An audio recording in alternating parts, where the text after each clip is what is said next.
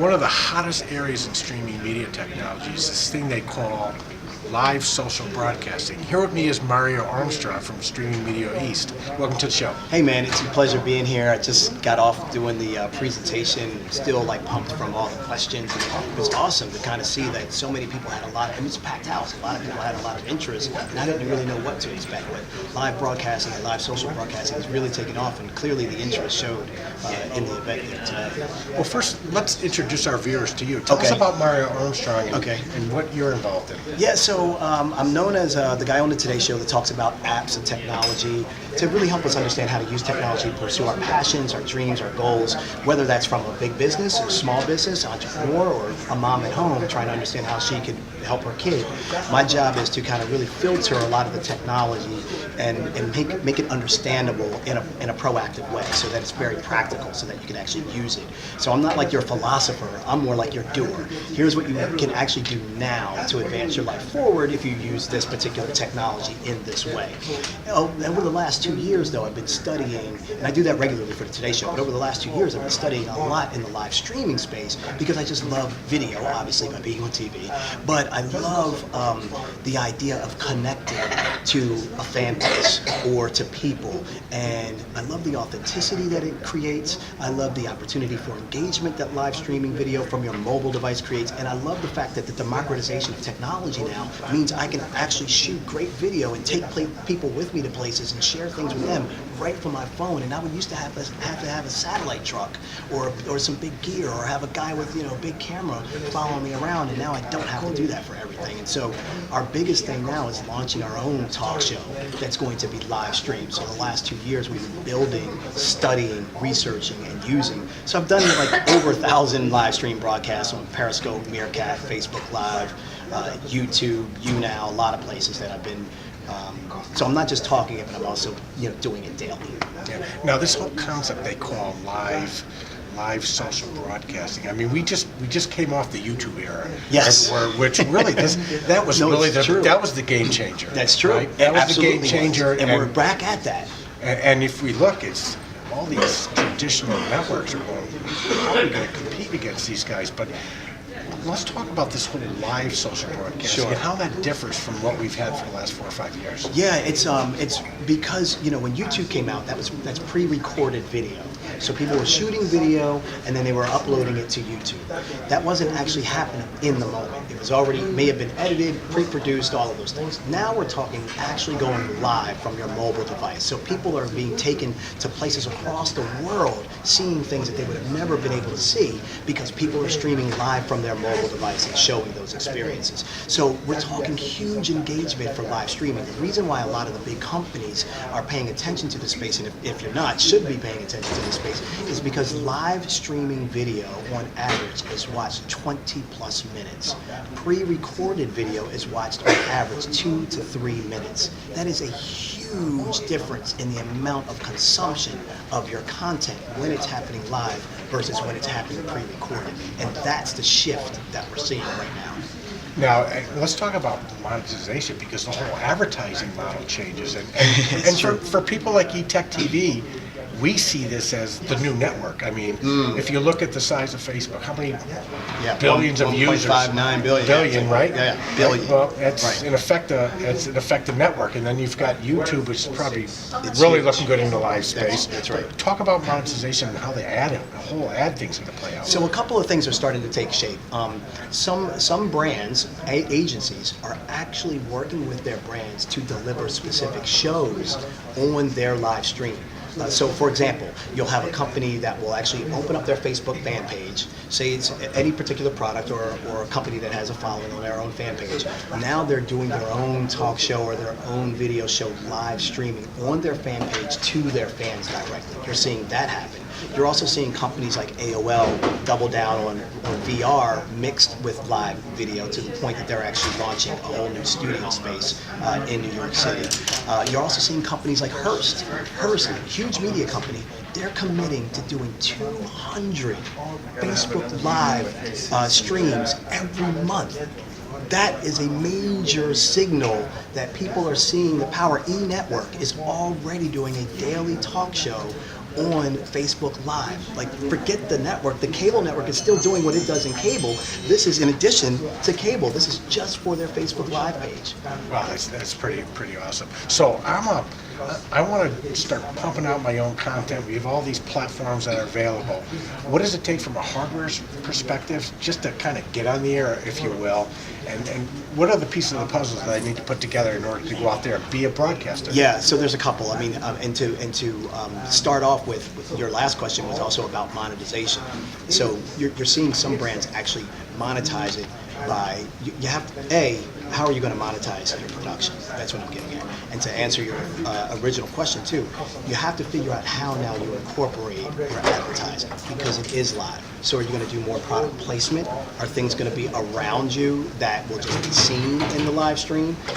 Will you take the stream to a location where that venue is sponsoring you to be there, because now you can showcase that in real time? So there are so many different ways to do this branded integration. You're going to see a lot more branded integration advertising, not spot ads, but actual integrated advertising inside of the content itself. And so that is a major area for, number one, you have to figure out how you're going to fund this, because you still got to produce it, you still want it to look good, it can't be bad quality, you got to spend a little bit of money on the right gear, even though you can shoot it right from your phone. Number two, you have to know where your audience is. So if you don't know where your audience is, you got to do some surveys, do some research. Are they on Facebook? Are they on YouTube? Are they on both? Are they on Periscope? Who is your audience? What content do they like to get? And then bring them into that video and engage them to direct you on what content you should be creating. So I think what we need to do is, the third thing is shift our mindset. I think we're used to producing what we think people want, and now we need to be asking people what they want and then produce that for them. That's really interesting. So where do you think, I'm old school, right? I've watched, traditional television go to cable, and then the internet started to roll in, and then we had interactive television as a while. That was kind of a platform that the large media outlets were using.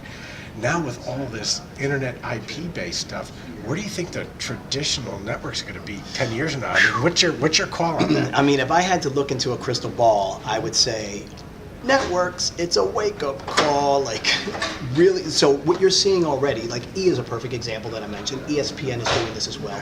These are networks that are understanding the power of social media. They're understanding that the content development process is changing, and the content consumption process is changing.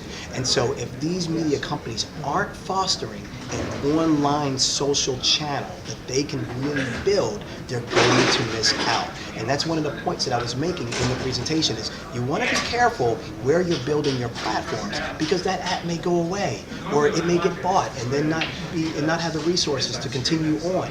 And this happens all the time. So you have to build your own home base where you want your followers, your fans, your consumers to be. And then you have to use these platforms that make the most sense to reach them, to bring them to that. But that's where your home base needs to be, and you need to be broadcasting live from that home base. So if you're a network now, you should be looking at doing live remotes using Facebook Live, or using a YouTube connector that comes out from the field, from the phone.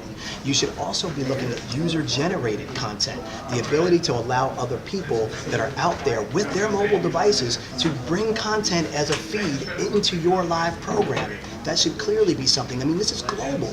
You can pull up anything from anywhere now and pull that feed into your live broadcast. So I think we're just seeing the beginnings of how this is going to work. And then once commerce starts to match up with live streaming, which is happening on apps like Busker and a couple of others, that's really going to take things to another level, because now you can actually get some back-end monetization off of the productions that you're doing, just productions that you were doing anyway. You can now have an additional revenue stream potentially from that. It's fantastic. And we're here at Stream Media East. We're checking out all this different technology. It's a lot. We're going to be working. Yeah, I don't know how you hold up. Yeah. Well, you cover a lot of stuff, man, while we're at it. So tell us about your next track while you're bringing us online. Yeah, so the next track that's coming up is a panel conversation for content creators. And I don't care if that content creator is, when I say content creators, I want people that are in government. You're a content creator. If you are a CMO, you know you're a content creator. But if you're working at a nonprofit, you're a content creator. If you're a small business owner and you think, oh, I got to run my small business, you need to also be a content creator. Like maybe not you, but maybe someone in your firm needs to be a content creator.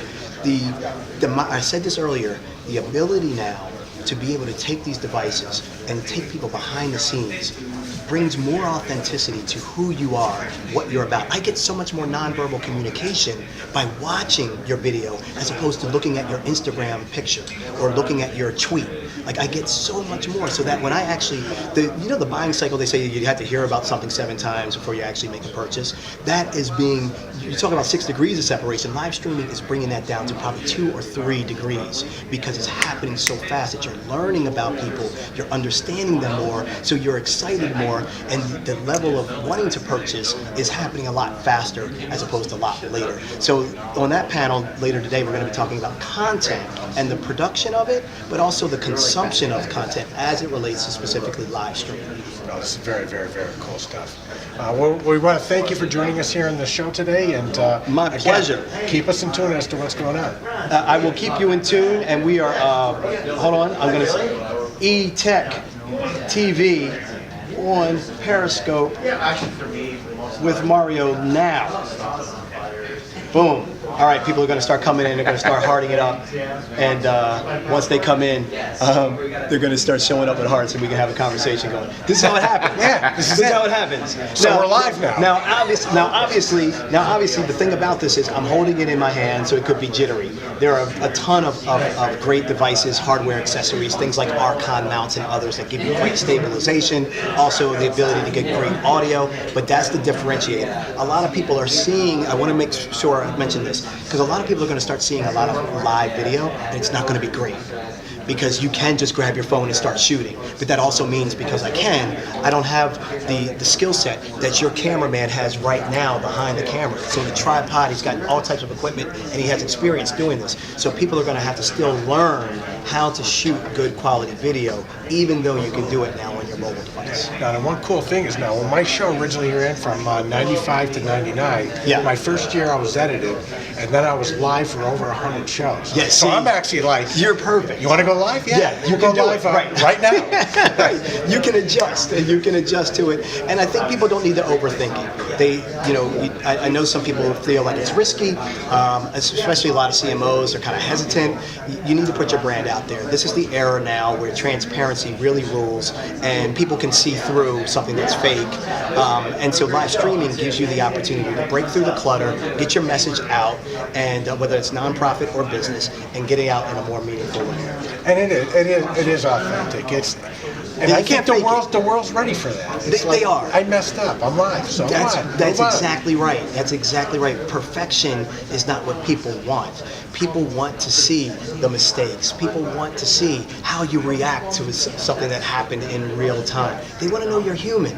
And for a long time, a lot of content that's been created it can feel kind of robotic depending on who's shooting it, how it's developed, and all of that stuff. And I think people need to just really take a deeper breath and relax more. Live video gives you freedom to actually make mistakes because it's live video. People are more willing to allow you to have room for error. So do it now while you can, so you can learn and then pick yourself back up to continue to create great content.